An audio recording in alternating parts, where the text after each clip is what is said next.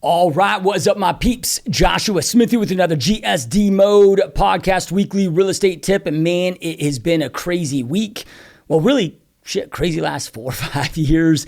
It's been just this wild ride, man. Since 2020, it's just been so much craziness, so much uncertainty, so many changes. And this last week, I don't know exactly when this is going to be released. It may have been 2 weeks ago. I think I'm recording this on the 6th or the 7th. So we just had, Trump's Liberation Day announcement of these tariffs. Stock market takes a big hit. There's a lot of uncertainty of what's going on. I've been getting bombarded with, Josh, how's this going to impact us, in the real estate space as far as real estate agents, team leaders, broker owners, which is what this channel is dedicated to and who it's for. What should I do to prepare for these? And it was really interesting.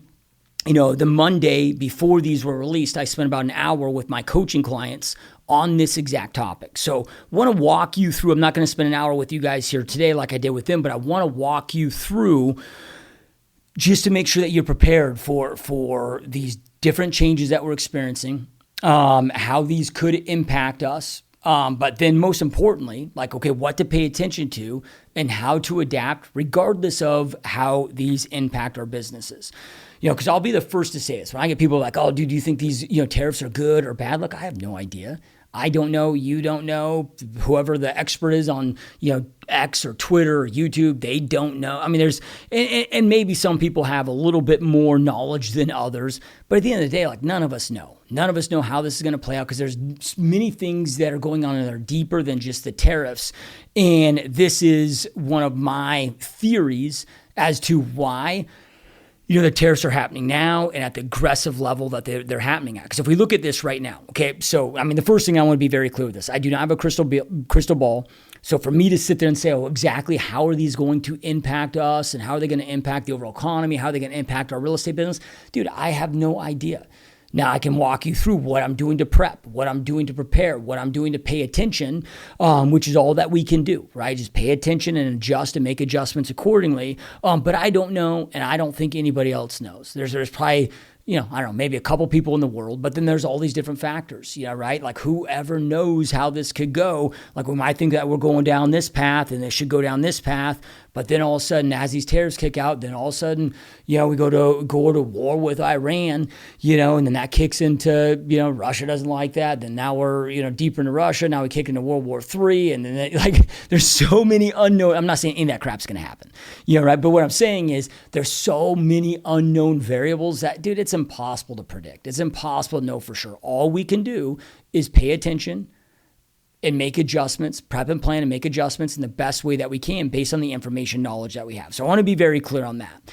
Now, also on top of that, this is the first time in our lifetimes that we've seen tariffs take place at this extent, this level, this extent.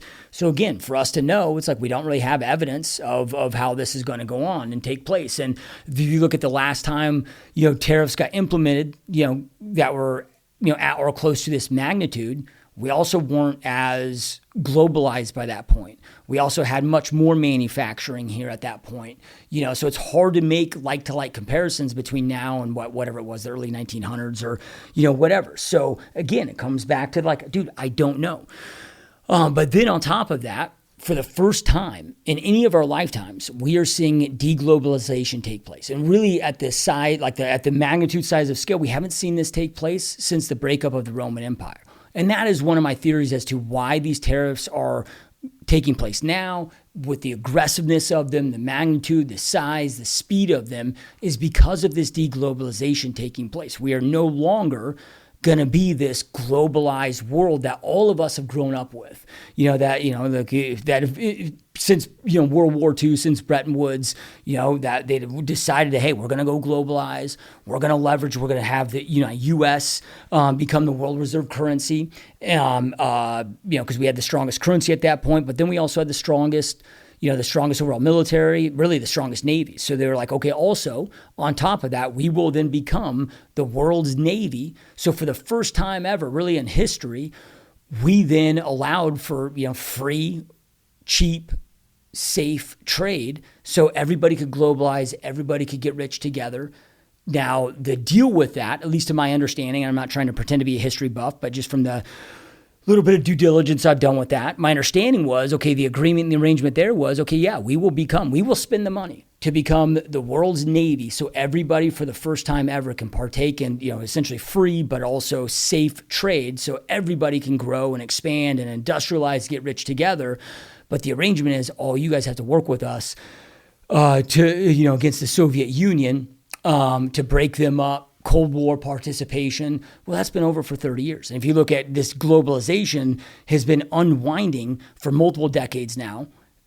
But it looks like the straw that broke the camel's back to really accelerate this was all the COVID lockdowns and seeing through that maybe some of the vulnerabilities that we had. So we've got deglobalization taking place where all the supply chains behind the scenes are all shifting anyways. All different allies are changing different blocks. That's why you're seeing things like the BRICS come together and so there's so many factors taking place. There's so many unknowns taking place that it's hard to know what's going on. It's hard to know, because again, this is all new territory for all of us. So for me or anybody else to be like, oh, here's exactly how this is going to impact the real estate market or the economy, or dude, it would just be me talking out of my ass, just like everybody else is talking out of their ass right now. And I don't have any clue. However, again, what we can do is pay attention. And this is what I want to walk you through here today is exactly what I walked my coaching clients through this past week on what to pay attention to so you can adapt, shift, and adjust. Because however this plays out, whether it's a good thing, whether it turns out to be a good thing, bad thing, neutral thing, or maybe it's a good thing long-term, but bad in the, hard in the short time. Sometimes you got to go through some pain to get to, bigger pleasure in the future. We'll see. But there's no reason that your real estate business needs to be hindered by this. You and you alone dictate your success. You and you alone dictate your real estate business success, right? So I want to walk you through, what to pay attention to and what to do here. Now, real quick, before I do that, if you are interested in learning more about partnering with me inside your real estate business at EXP and learning about an opportunity where we can grow and expand together, where you get 100% free access to all my coaching, all my training, all my mentorship, all my resources, essentially give you everything that I do in my business, all my manuals, SOPs. We have 5 weekly live group Zoom calls every single week. We also have one-on-one training and access and support for me. You also get full access to my business partner, Mike Sherrard, his coaching, his training, his mentorship, all 100% for free through this partnership where it costs you nothing additional. If you want to learn more about this partnership and how we can help you grow and expand your real estate business and ensure that you are crushing your overall real estate goals, you can go to www.gsdmode.com/partner, www.gsdmode.com/partner, and book a quick 30-minute, 100% confidential, 100% zero pressure Zoom call with me personally. And when I say 100% zero pressure, look, I'm not going to try to recruit you. I'm not going to hard sell you. Not going to push you. I don't want to roll with anybody that isn't like, dude, this is where I want to be. This is where I need to be. Let's rock and roll. Like, dude, if this isn't the opportunity that you want, if you don't think it's going to benefit you, then I'm going to tell you not to, it's not for you. But then from there, all we're going to discuss on this quick call is, hey, here's what we're doing. Here's how we can support you. Here's everything that we have, everything that we offer, how we operate. And look, at the end of that call, if you feel this is a better overall fit for you to crush your goals, great. And if not, that's okay too. We can still be friends. So again, if that's something you're interested in, go to www.gsdmode.com/partner. Okay, so now let's talk about, what to do. How can we be proactive with this stuff? All right, so there are really 3 things I want to walk you through here today. So the first one is making sure you are tracking your own numbers inside your real estate business. So what I mean by this is, based on, and I recommend that you track this based on the different lead gen strategies that you're doing, right? Because they can all have different conversions. I mean, that's the most accurate way to track. By tracking, how many leads that you're getting from that source, then how many reach outs. So, how many times are you picking up that phone and that phone ringing? How many reach outs, how many conversations, how many appointments set, how many appointment conductions, how many clients, how many closings. So then we know the overall conversion ratios per lead source, but then we know how much energy and effort that you need to do to go out there and get one closing. And when we're tracking that, I want you paying attention to that and reviewing that month over month on how your business is shifting and changing. Look, because right now, what's taking place, and this happened before the Trump tariffs got released, but consumer confidence, consumer sentiment, consumer confidence, especially for real estate, is like at all-time lows, right? And then if you look at real estate contraction, We've seen the biggest real estate contraction that we've now seen since the Great Depression. And again, this was before the tariffs. And what I mean by that and how I'm defining that is, I'm like, oh, Josh, what are you talking about? It's the lowest transaction volume that we've seen since 1995. And that's true. Like if you look at how many sales are selling today, we haven't seen this low of sales since 1995. So that is true. But also in 1995, there was 78 million less people. 78 million less citizens living here in the U.S. And there was like a third of the amount of realtors, right? So when you adjust the amount of sales per population, per capita, like again, we haven't seen this type of a contraction since World War II. And if you look at, since the Great Depression. And if you look at this, it's like because we're at all-time unaffordability. It's never been more, and this is way before these tariffs again, but we've entered the most unaffordable time to be alive as a U.S. citizen. Even when you look at the early 80s, when homeowner interest rates to buy real estate were like 18%, 19%, 20%, it is more unaffordable to buy a home today, even though interest rates might be 6.5% than it was back then. Just because of this unaffordability crisis that we are in, historically, values of home were 3 times the amount of the annual, household income. Now the average is 6 times, right? So like just life, real estate, everything's just gotten so crazy expensive that there's a far less amount of people that are able or willing to buy and sell and transact in this marketplace. So okay, your numbers, like they're going to change year over year, and things are going to get worse before they get better. I don't know that for fact, but I'm pretty confident in that, and that's what I'm prepping and planning for. But then from there, we don't want to just track your numbers annually. Like we always want to be tracking your numbers, but right now I recommend that you're paying attention to them month over month. So now you can make adjustments. So maybe you are used to, a conversation to listing take, maybe a call expires, and you're used to conversation listing taken rate of 4.5%. Maybe that was your 2024 averages. Now all of a sudden, you also see in April of 2025, by the end of April, now that's dipped down to 3.5%, right? Well, okay. We got less people. People are scared right now. People are afraid. People are there's always going to be home selling, always going to be people buying, always going to be home selling. So that's the good news, but we got to adjust for this, right? Anytime there's uncertainty, people aren't as, apt to go out there and transact in anything in life, so tracking your own numbers, very, very important. Number 2 is I want you tracking your market's numbers. Real estate's very hyper-local. Listening to an economist, and again, I know that they don't know what the hell they're talking about either, but, I just, out of curiosity, I just listened to, several different economists I like to listen to from time to time, and, specifically these tariffs, and they're talking about, 12 different metros that they predict are going to be, hit in a very a hard time because of these tariffs in the immediate, right, until we have time to build up manufacturing. And because here's the thing is like, okay, maybe this does help bring manufacturing back. Maybe this does help bring jobs back. But those buildings got to be built. The product, it's not like it's a quick thing. Like I, heard the other day, Apple's bringing so many billions of factories back here to the States and whatever. Well, shit, they got to buy the land. They got to build the buildings. They got to, like I'm right down the street from Taiwan's semiconductor plant that they're building. They've been building this thing for like 3 years, dude. That's like a $40 billion freaking project. And Taiwan's like moving their, a lot of their semiconductor plants here to the States and, picked Arizona's, but it's, years and years and years, not saying all of these will take that, but it's like, it takes time. It's not like a quick thing, so they're predicting, 12 different metros for their different reasons of that will be impacted the hardest immediately because of these, global trade deficits. So the reason why I bring that up is not because I believe it to be true. I have no way of knowing, but what I do believe and what I have experienced is, okay, how my market gets impacted, and not just because of tariffs, but anything, is different than maybe somebody in Alabama. And now sometimes in the same, like, okay, let's look at California, massive state. Well, okay, maybe San Francisco Bay Area is doing different things than Lake Tahoe, doing different things in Stockton, doing different things than Long Beach or San Diego. Like even within the same state, different metros can be doing different things. And then even within a metro, Right? Like you can have different zip codes, different pockets. That can be, tales of multiple markets within markets. But we got to know what's going on in your market. Real estate is very, very hyper local. So what I recommend that you start tracking every single month. Now these are numbers I've been tracking every single month since I got in the business in 2005 for various different reasons. But if you're not tracking these, I recommend that you do, right? So I'm tracking every single month. Okay, how many total new listings hit the market?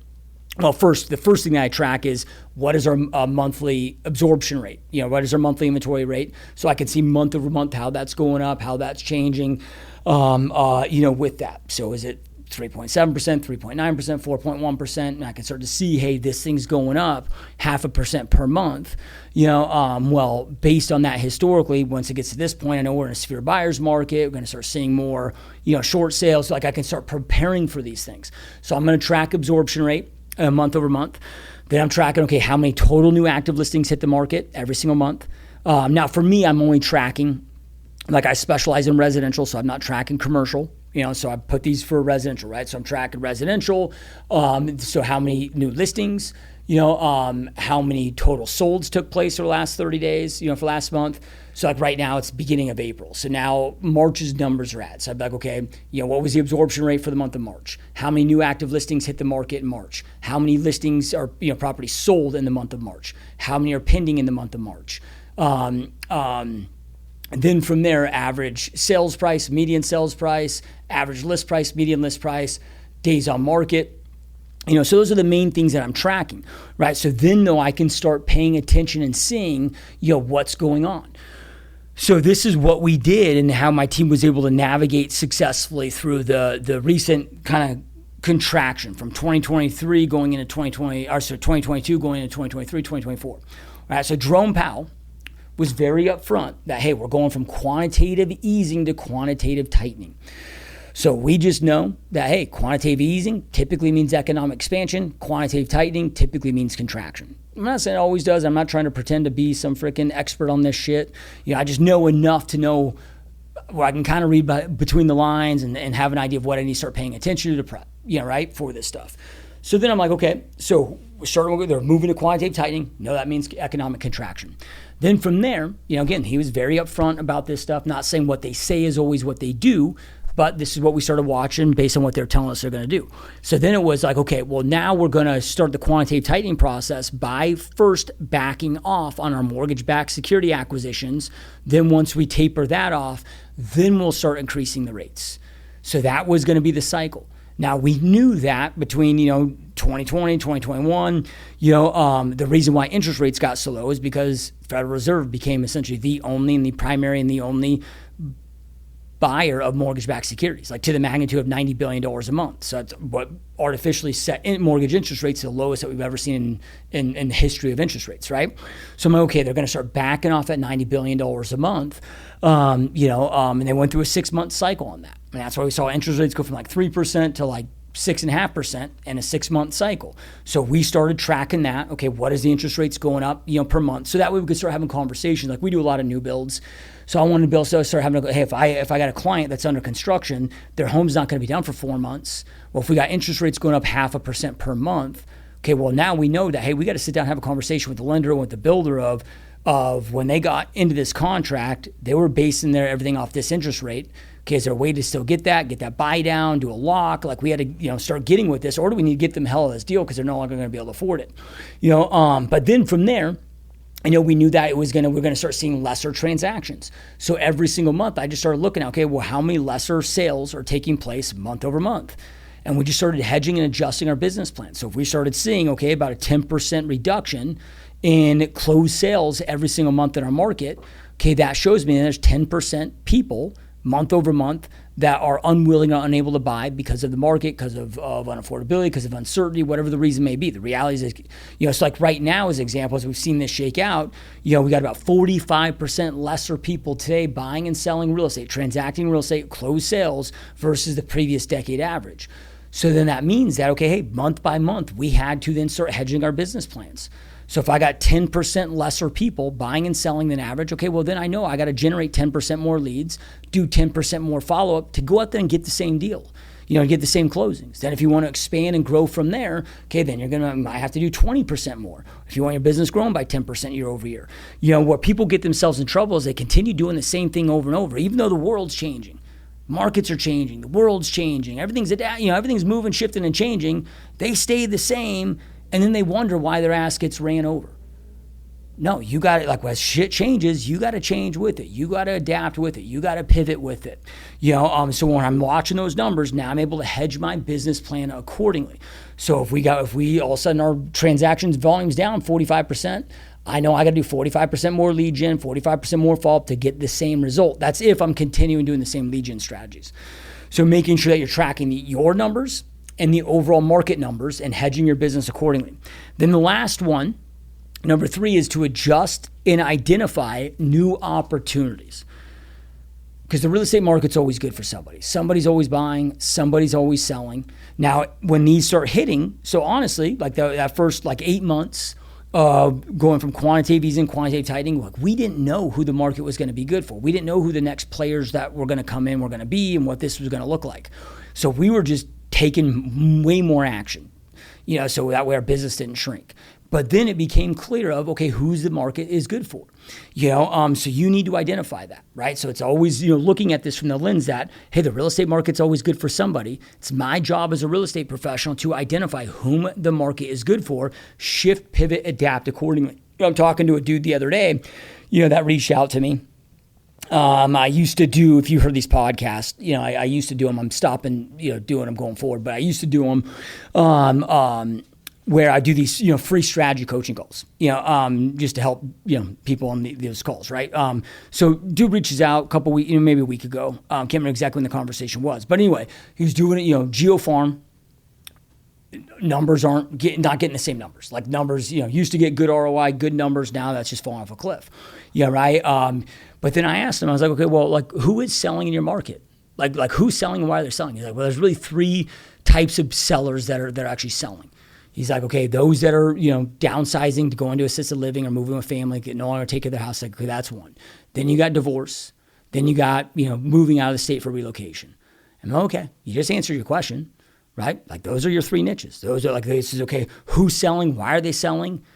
Right? So now we need to pivot with it. I'm not saying to go after all 3 of those. Like you're using a big enough area, big enough county, or like you could just target divorces and probably have enough business. You could just target, the downsizers, have enough business. You could just target, the out-of-state relo sellers and have enough business. You don't need to target all 3, but I'm like, this is where we got to pivot. And so we got to identify and adjust all those new opportunities of where that business is coming in from.